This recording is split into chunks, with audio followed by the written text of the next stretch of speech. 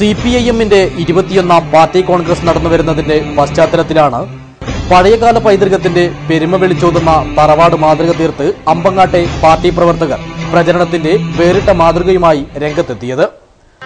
അമ്പങ്ങാട്ട് CPIM Uduma area സമ്മേളനം കൂടി തുടങ്ങിയതോടെ ഇതിന്റെ പേരും പെരുമയും മറ്റ് ദേശങ്ങളിലേക്കും എത്തിത്തുടങ്ങി.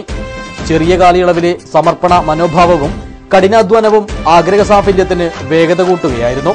മരവും ഉപയോഗശൂന്യമായ ഫ്ലക്സും വൈക്കോലും ഉപയോഗിച്ചാണ് പഴയ തലമുറയ്ക്ക് പോലും കൗതുകമുണ്ടാക്കുന്ന വിധത്തിൽ പ്രൗഢമനോഹരമായ തറവാട് മാതൃക ഒരുക്കിയത്.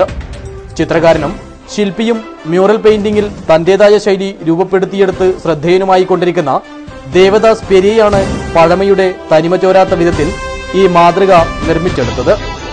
പെയിന്റിംഗിലൊഴികെ ബാക്കി എല്ലാ കാര്യത്തിലും പാർട്ടി പ്രവർത്തകരും സജീവ പങ്കാളികളായി. പാർട്ടിയുടെ പല പരിപാടികൾക്കും പ്രചരണത്തിനായി ഉപയോഗിച്ച ഫ്ലക്സ് ബോർഡുകളാണ് നിർമ്മാണത്തിന് കൂടുതലായും ഉപയോഗിച്ചത്.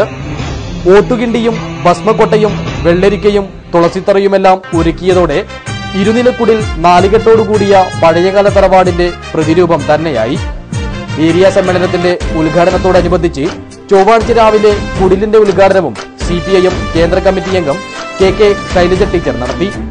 പഴയകാലത്തിന്റെയും ഒപ്പം പാർട്ടിയുടെയും പ്രതാപകാലത്തിന്റെ പൈതൃകം വിളിച്ചോടി 21ാം പാർട്ടി കോൺഗ്രസ് സമാപിക്കുന്ന 2015 ഏപ്രിൽ 15 വരെ ഈ ഇരുനിലക്കുടിൽ ഇവിടെയുണ്ടാകുമെന്ന് അമ്പങ്ങാട്ടെ പാർട്ടി പ്രവർത്തകർ അറിയിച്ചു. News bureau, Uduma.